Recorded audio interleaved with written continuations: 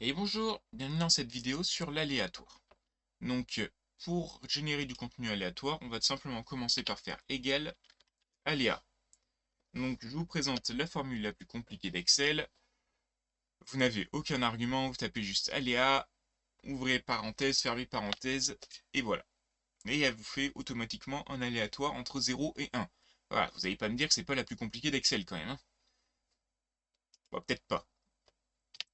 Heureusement, on n'est pas obligé de faire notre aléatoire uniquement entre 0 et 1. On peut également faire aléa entre bornes. Hop. Et donc là, j'ai le minimum et le maximum. Donc 1, point virgule 100.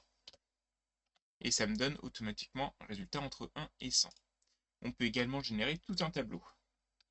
Alors avec un égal, ça fonctionne mieux. Hop. Tableau.aléa.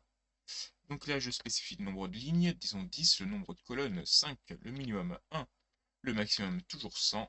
Et enfin, je dis si je veux un nombre entier ou décimal. On va dire entier. Hop, hop, et voilà. Et là, j'ai généré automatiquement mon tableau. Maintenant, il y a quelque chose de très important à savoir avec tout ce qui est aléatoire dans Excel. Ça se recalcule facilement.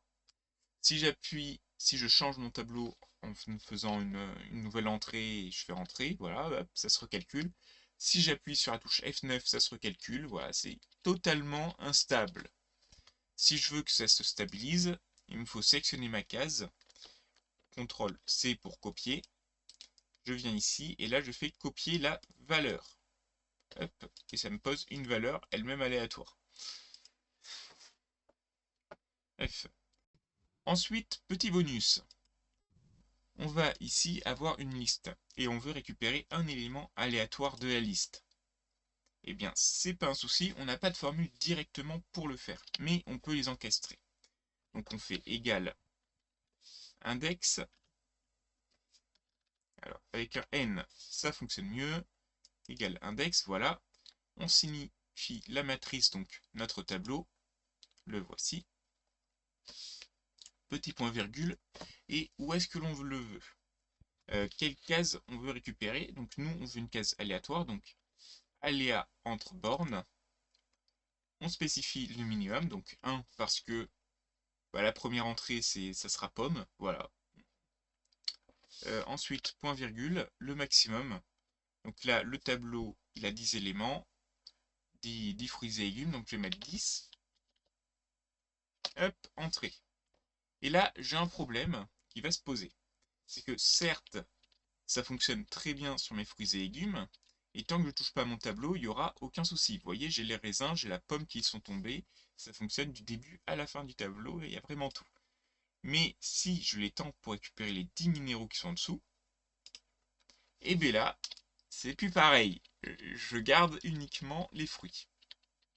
Pas droit aux minéraux. C'est parce qu'ici, j'ai un 10 qui est stocké en brut. On va le modifier. Donc, on met tout simplement ligne avec un S. Et on récupère notre tableau pour dire que c'est par rapport aux lignes du tableau qui sont là. Et donc là, que dit ma formule? Elle dit, je veux récupérer un élément, donc une ligne du tableau 1, liste. Donc celui-ci. Ok. Ensuite, je dis que ce que je veux récupérer a un index aléatoire entre les bornes 1, donc pomme, et le nombre total de lignes du tableau 1, liste. De liste ici. Donc, je vais récupérer quelque chose d'aléatoire dans l'ensemble de la liste. Ici, par exemple, là, j'ai eu le talc. Si jamais je remontais, eh ben, le seul minéral que j'aurai, ce sera le quartz qui puisse tomber. Là, c'est le kiwi, je vais continuer un petit peu. Le quartz, voilà, bon, il est passé. J'ai continué à faire F9. Voilà, c'est compliqué en vrai, hein, ce genre de choses. Voilà. Hop. Mais en attendant, je n'ai plus droit au feldspath, mica, pierrite, fluorite et compagnie. Parce que j'ai modifié la taille du tableau et que c'est devenu dynamique. Voilà. Et là, par exemple, j'ai droit à la calcite.